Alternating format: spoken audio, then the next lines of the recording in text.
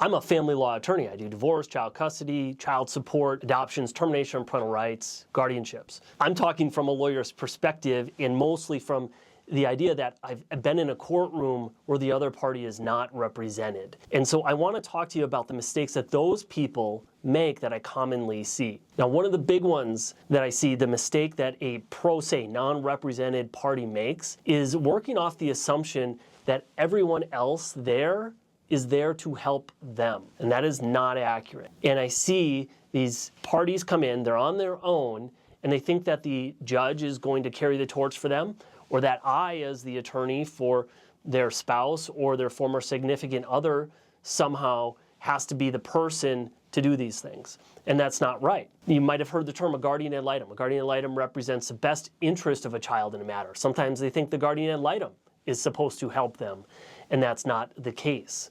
So it's an interesting thing to see, and I see that these pro se people become frustrated, and they become frustrated with the process, and then they take their anger out on everyone else involved in the matter. And mostly what they're upset about are things like the timing of their case and how quickly things are proceeding or not. The hows, like how do I file? How do I present evidence? How do I ask questions, okay? And these are the things, again, that they haven't thought about. They haven't sat down and thought, should I have an attorney help me?